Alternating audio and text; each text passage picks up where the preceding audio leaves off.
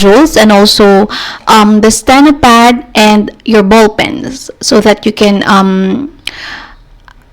write with me. Okay, so when I say write with me, write along with me. So whatever I write here in this video discussion, I hope you are writing it also in your steno pad. Okay, so in this, I hope you have those things. In this week, we're going to discuss more about brief forms. So we have a new set of brief forms that we're going to learn. And of course, we also have this brief form derivatives. And lastly, we have the brief form phrases. So, kung titignan ninyo, yan lahat yung content ng inyong module for week 8. All brief form derivatives, brief form phrases. Okay? So now, yan, let's move on. So first, we're going to learn the strokes for our new set of brief forms. So, ito mga yan. Okay?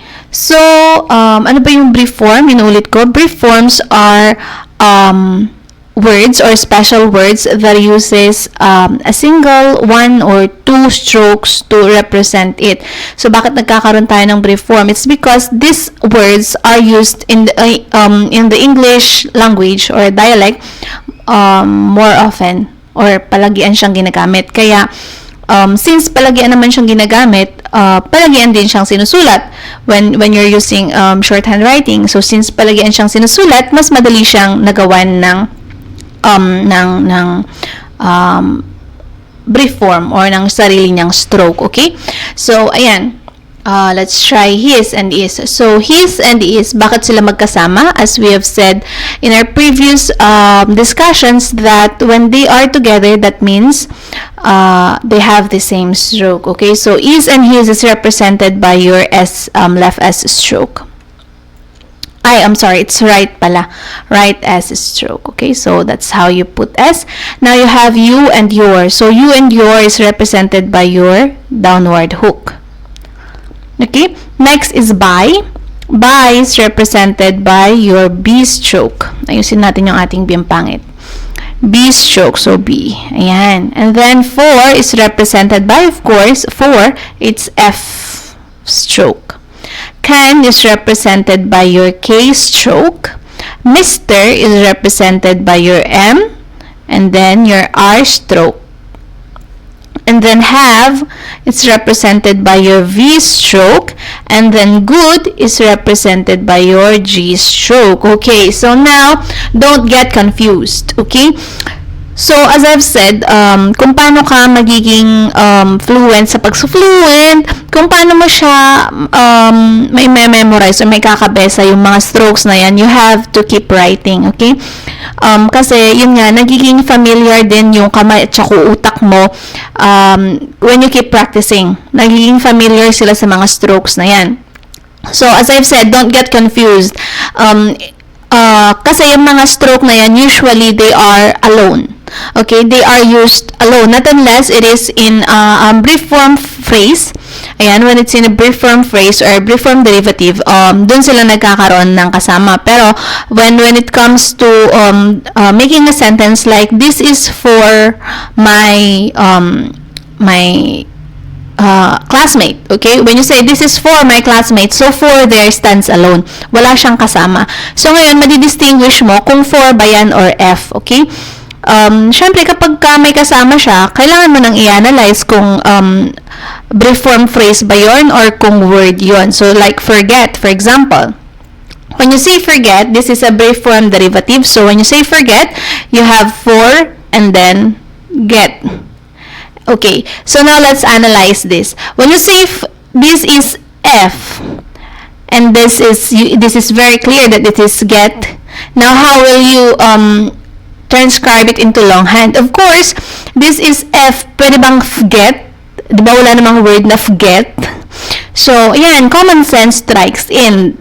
Since there's no word such as get, then you will know that it is forget. Okay? So, ayan, you really need to practice or to hone the word for the day. Anyway, joke. You really have to practice your common sense here. You have to, kumbaga, hasain yung common sense niyo dito when it comes to shorthand writing. Okay? So, ayan. If you were not able to follow through yung mga specific sa mga specific na strokes dyan, you can just repeat the video. Okay? Pero anyway, as you can see naman, hindi naman sila mahirap gayahin, di ba? Drawing ng grade 1 yan. So, ayan, I hope you were able to get it in your notebooks or in your steno pads. Okay, now let's move on to our next set of words, which are the brief form derivatives. So, when you say brief form derivatives, these are the words that are derived from our brief forms. Or yung root word ng mga words na to is from the brief form. Okay? So, here is it. It is. So, here it is. Control X. Control X. And then, let's paste it here. Control V. And then, let's bring it down a little. Okay, so we have form. Paano i-stroke ang form? We have 4, which is represented by your F stroke. And then, we have M.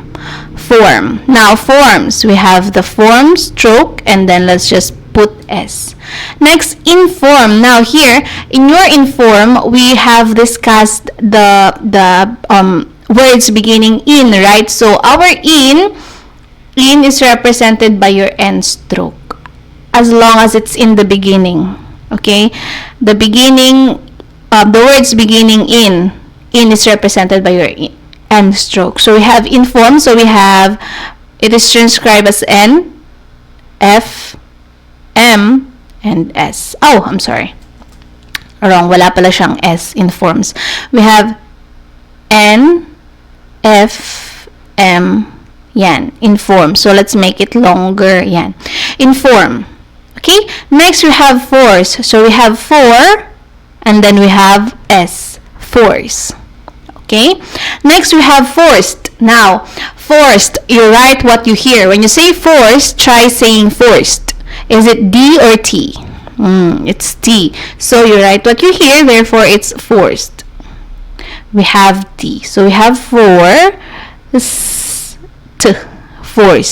Okay, next we have forget. Ito yung example ko kanina. We have for and then get. Forget. Next we have forgive. So we have for and then we have g and then we have e, then we have v. Forgive. Next, we have afford. So, we have a, and then for. Now, what's missing? It's D. Afford. Okay? Next, we have being. So, we have be and by a while ago, which is represented by your B stroke, and then you have your ing. Okay? So, that is how you stroke being. Let's move it closer. So, ayan, as I've said, make it sure that when you're using the H and the ing stroke, it should be very near the body of the stroke, okay? So, next we have believe. Believe is stroked as B, of course, and then live, which is represented by your L, E, and V stroke, okay? Next, we have became. Became. We have B, and then we have K, and then we have a, and then we have m. Became. Bakit pataas yun? Wait. We have b, we have k, we have a, then we have m. Became. Okay? Next, we have begun. So, we have, ang haba masyado ng ating k. Ulitin natin. We have b, we have k, a, m. Okay. Next, we have begun. Begun, we have b, we have g, we have a, we have n. Okay? So, ayan. Kita naman no yung difference ng became and begun. Next, we have because. Because, we have b, we have k, and then we have, oopsie, we have o, and then we have s. Because. Ulitin natin. We have B, we have K, we have we have S, because. Okay, next, beside. Beside, we have B, we have S, we have I, we have D. Beside. Okay, so as you can see, ang ginamit na S doon is yung ating right S. Okay, next we have before. So B, we have B, and then we have F before. B and 4. So, before. Okay, so it's brief form. It's shortcut. Next, having. Having, we have, which is represented by your V stroke, and then we have your ing, having. Next, goods. We have goods, which is represented by your G, and then we have your S. Next, cannot. Can, which is represented by K, and then not, which is represented by N. In and not have the same stroke, right, which is N. So, ayan, there you go. So, here is your, what's this now? Brief form derivatives, okay? So, again, if you were not able to write any of those, or not any of those, if you were not able to follow writing any of those strokes, then you just go back to the video, backward ninyo, okay? Next, let's move on to our brief form phrases. So, dun sa brief form phrases natin, we have the you and your phrase first. So, you and your. Boring ba? Ang init dito. I switched off the electric fan because, ayan. Maingay kasi yung fan, naririnig sa ano. Okay. Bakit ko daw sinasabi yun? Next, for you, of you, and of your. Okay, so we have of, which is represented by your upward hook, and then your you and your, which is represented by your downward hook.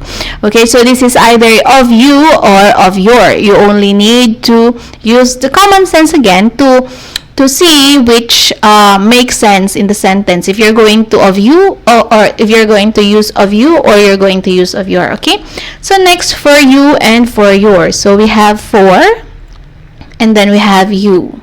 So that is how you stroke for you or for your. Next, you are. So we have you, and then we have are. Okay, ulitin natin. We have you. Masyadong mahaba yung ating are. You have you, and then you have are. Okay, so you are not. We have you, are, and then not. Next, you have. So you have you, and then you have. Okay, so you have, parang malaking tenga yung you have, okay?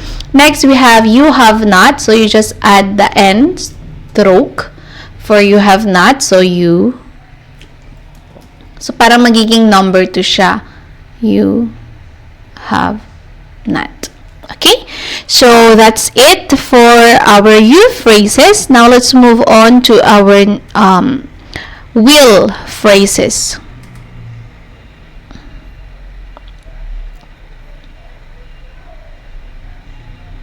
Give me a second to transfer this one. Okay, so we have I will be. Now, I is represented by your big A circle. Okay, so I is a brief form. So, yung I natin is a brief form which is represented by our big A circle. Now, don't be malito. Don't be confused. Okay, I is represented by your big A circle.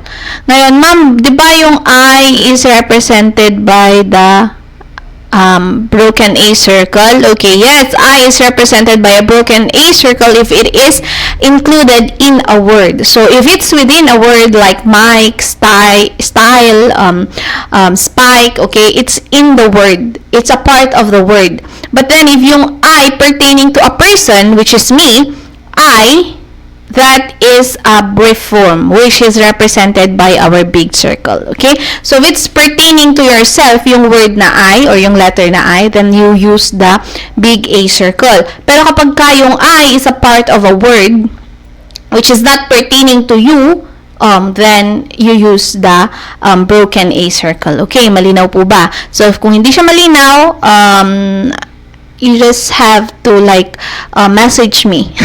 Comment na lang kayo sa akin dun sa ating GC, or kung hindi, mag-PM kayo para ma-explain natin. Okay? So, ayan. Next is I will be. So, when you say I is represented nga with our big circle, and then will is represented by your L. Will and well is represented by your L circle, and then we have the B, which is represented by your B stroke. Oh my gosh, did I say will, well is represented by your L circle? That's funny. Okay, so we have the L stroke for will and well. Okay, so now let's put these three together. It should look like this: I, will, and then B. Okay, let's do it one more time. Let's make it better. Make it better. A, L, B. Okay, so I will be. Again, one more time. I will be. Next, I will not be. So we have I will not be. Next, I will have. I will have is represented by your V stroke. Okay, so next, you will. So we have you and then will. Okay, so you will and you are parehas sila ng stroke pero different in sizes. Okay, next we have you will not. So we have you and then will and then not. You will be. So we have you and then will and then be. You will not be. So you have you, will, not, and then be. Next, you will have. So we have you, and then will, and then have. Next, you will not have. Pahaba ng pahaba. So we have you, and then will, and then not, and then have. He will. So we have he, will. It's like hell. Diba? Kung babasahin mo yan without the knowledge of short, brief form or brief form phrases, you're going to read that as hell. It's H-E-L. Tama? Hell or heal. Heal. So, ngayon, syempre, titignan mo na naman dun sa itra-transcribe mo into longhand kung ano yung mas appropriate, kung ano ba yung kailangan dun. So, you analyze, and of course, as I've said, use your common sense. Alangan naman na, for example, yung sentence is, he will come. Magiging, he'll come. Tama pa rin naman yun, pero diba? Anyway, so, ayan, as I've said, just use, or like he'll come, H-E-A-L, and then come. I'm talking nonsense. I'm sorry. Anyway, so as I've said, you have to use your common sense and of course your analysis or analyzation of the terms or the words that you're going to transcribe so that makuha ninyo kung ano yung tama. Is it a brief form phrase or is it a word? So you have to analyze that. Okay. Next, we will. So we have we, which is represented by your W and E, and then your L. We will. Next, we will be. We, and then will, and then be. Be. Okay? So, that is all for the will phrases. Now, let's move on to our would phrases. And again, if you were not able to follow any of the strokes, just go back para nang sa ganon makuha ninyo. You just need to practice, as I've always said, you need to keep on writing so that you will be able to get familiar with the strokes that we are doing. Okay? So, ayan. Next, we have the would phrases. Now, would is represented by your D stroke. Okay? Would is represented by your D stroke. So, for your I, it's represented by your big A circle. So, when you put that together, it should look like this. I would. If you have no knowledge of yung tinatawag na natin na brief forms and brief form phrases, you are going to read this as add. Add. Okay? So, ngayon, since na-explain naman na sa inyo yung brief form phrases and brief form words, brief form derivatives, you can kumbaga, meron na kayong choices. For example, in a sentence that says, I would be there, or I would love to see you. Okay? Alangan naman na add see you. Diba? That would not make sense. So, as I've said, now that you have the knowledge of brief form phrases, pwede na ninyo, may ibang choice na kayo. So, since it's wrong, it does not make sense, that sentence, if you use add, then why not try using I would? Then, I would love to see you. Not I'd see you. I'd love see you. That's wrong. Okay, so now let's move on to I would not. So we have I, and then would, and then not. So you see, as kumbaga, as we go along, 'di ba, nagiging familiar na kayo dun sa mga strokes, 'di ba? Next, you would, you, and then would. Next, you would be. So we have you would be. Oops, wrong. Baliktad pala. You would be. Next, you would not be. So we have you would not be. So nakita ninyo yung end on, may end on. May end on. You would not be. Next, you would have. So we have you would, and then have. And then you would not have is stroked as you would not have. Okay? So, ayan. Those are your phrases for would word. Those are your would phrases. Now, let's move on to our can phrases. So, mabilis ba? We really have to make it fast since this will take a while kung babagalan natin. Baka abutin tayo dito ng isang oras. Medyo marami-rami siya. Okay, so now, let's copy this one and move it to Paint. Yan. So now, let's move on to our can phrases. Can. If others can, why can't I? Okay, we have I, big circle, and then we have can, which is represented by your K. Okay, so next, we have I can be. So, I can be. Ayusin natin. Pangit. We have I can be. Okay? I can be. Next, we have I cannot. So, we have I, and then can, and then not. I can be.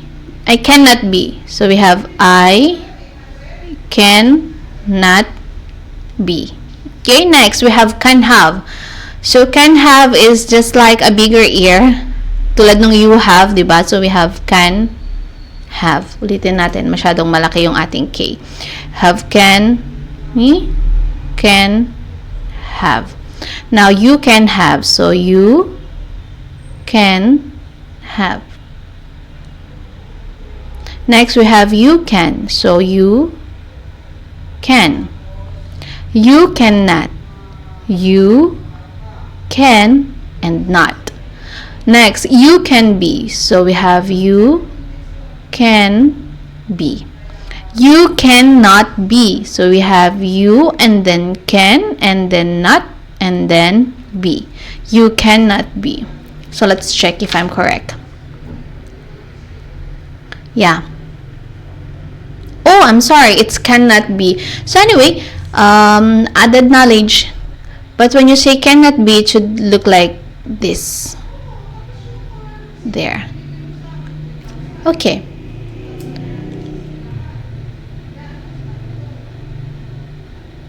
And let me just, okay, that's fine. Next, we have we can. So we have we, and then can. Next, we cannot. So we have we can, and then add not. Okay, so there you go. Now let's move on to our next set of words, which are your additional phrases. So if you were not able to write properly those that we wrote just a while ago, please go back on that area or in that part of the video.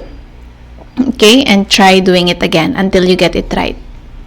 So next, we have it is and by the, by you, oh, yan. Additional. When it says additional, extra. Pero this is used also most of the time. So it is, you have it, which is represented by your T, and then is, which is represented by your S. So it is. Now, by the, you have B, and then the, which is represented by your TH. So that is how you stroke by the. B, and then TH. Ayusin na nga lang natin. So we have B, and then we have TH. Ayan. Next, by you or by your, you have B, and then you. Next, I have. You have I. Oops, sorry. I'm thinking about B. Next, we have I, and then nasan ka na maruha? V. Ayusin natin. We have I, and then V. I have. Next, have not. Have not. We have and not. Next, I have not. We have I, have, and not. Okay, so those are our additional phrases. Now, let's move on to our next set of phrases, which is your theory and brief form phrases ang sabi dyan. A large number of high-speed phrases are possible by combining a few simple theory words with the brief forms already learned. Okay, when you say simple theory words, kumbaga, yung mga phrases kasi na usually na nagagamit, yun yung parang, since palagi nga siyang ginagamit, you can identify it, kumbaga ma-distinguish mo siya every time na, or ma-distinguish mo siya kahit na ihalo mo siya or i-combine mo siya or isilpom diay nga word doon sa mga brief form phrases na natutunan natin. Okay, so pwede mo siyang, like for example, I know, 'di ba? Yung I know, we always kumbaga it's always a part, or it's kumbaga palagi siyang ginagamit. Yung know always comes after I or you know, something like that. So that is why naginawan ng kumbaga kaya siya okay lang na idugtong doon sa mga brief forms kasi ma-identify mo siya. Okay? Mababasa mo pa rin siya. The brain will be able to read it. That's why nagkaroon tayo ng mga brief form phrases or mga phrases na may brief form and of course a word. Kasi di ba nasabi ko yata dun sa mga previous lessons natin that what you put together in a brief form phrase are the brief form words. Pero ngayon, dito sa lesson 9, matututunan natin that you can actually put together a brief form and a word, yung regular word, pero yun yung tawag nila na theory word. Okay? Or theory words. Simple theory words. Okay. So, ayan, without further ado, let's move on. Without further ado, ang sakit ng dila ko. Okay, I'm sorry. Next, we have, ayan. So, the first set of words that we're going to try to transcribe are this.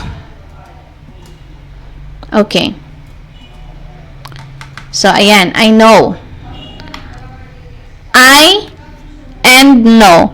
We have I, and then we have N, and then O. I know. Okay, ayusin natin. I know. Next, we know. So, we have we, and then know. As you, or as your, we have AS for us, and then you for you and your. Next, as you know, we have ASU and then NO, as you know. Next, if the, we have if and then the. Next, we have if you or if your, we have if and then you. If you have. Next, we have if and then you and then have. If you are, we have if and then you and then are. If you are. Next, if you will, we have if and then you and then will. Next, if you can, we have if and then you and then can. Next, we have if you cannot, we have if and then you can and not. We are, so we have we and then are. We are not, so we have we and then are and then not.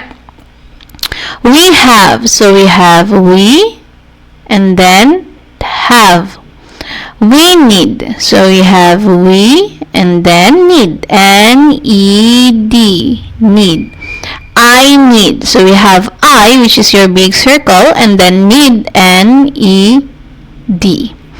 I do. Oh, sino nag-I do dyan? We have I, and then we have do. Okay, I do not. We have I, and then do, and then not, which is represented by your N stroke. Next, we do. So we have we, and then we have D, and then we have O. We do.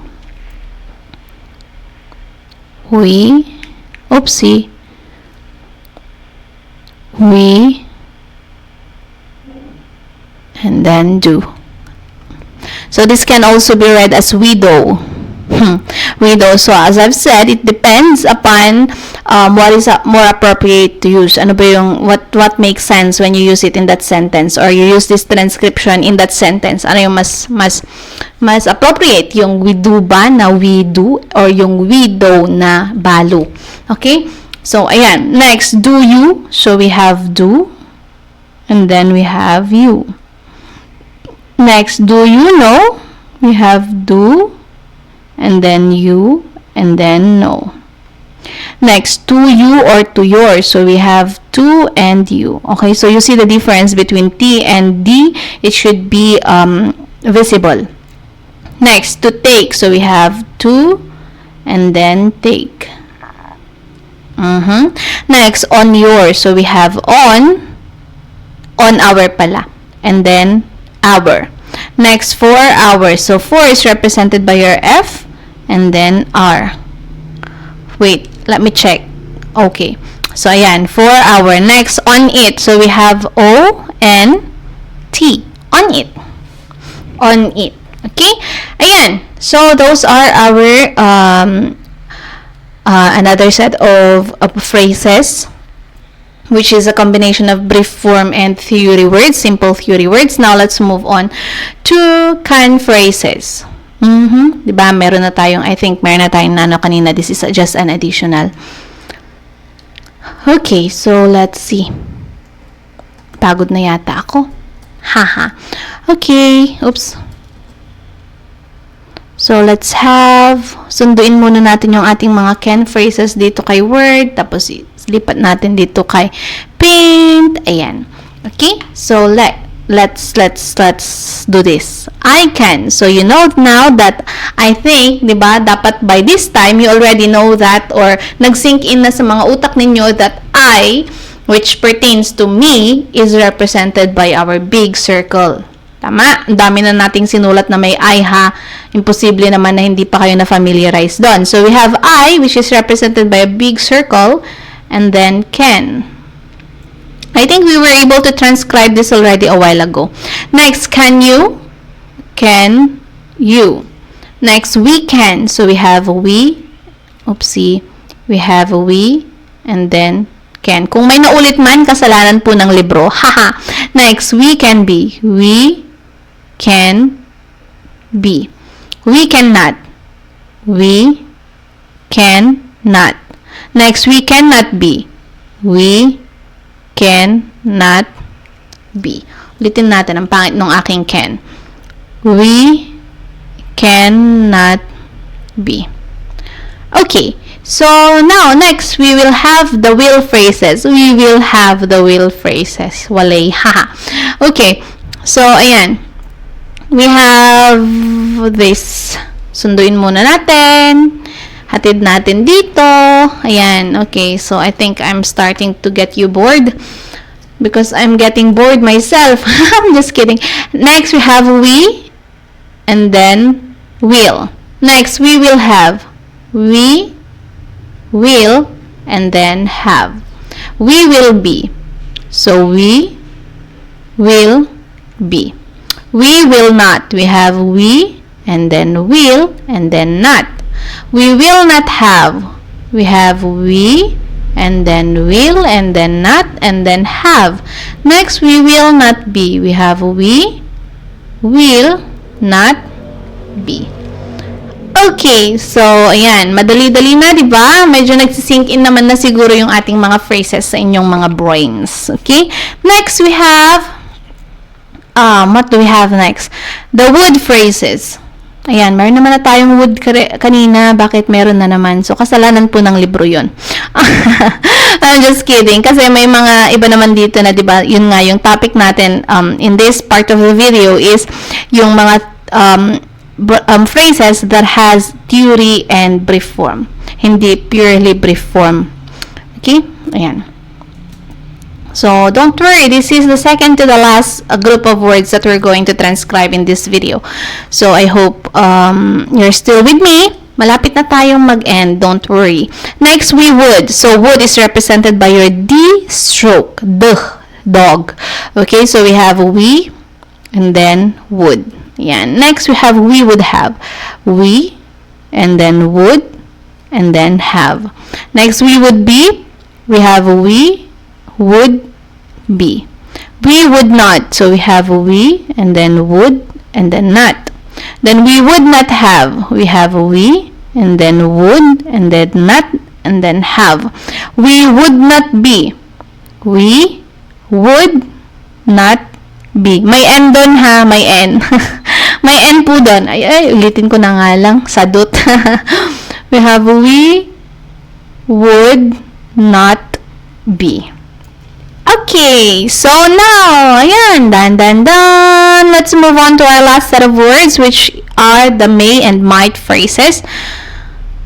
Ooh, this is not words pala, phrases pala to. Let's move on to our next or last phrases, set of phrases, which are the might and may. Okay, phrases. Ayan. So, I might. Paano ba yung might? It's M-I-T. Tama? So, now, let's add I, which is represented by your big circle. Ayan. Might. Ayusin natin. Bakit pumunta sa taas? I might. Okay. Next, I might be. So, we have I might. Oops, pangit.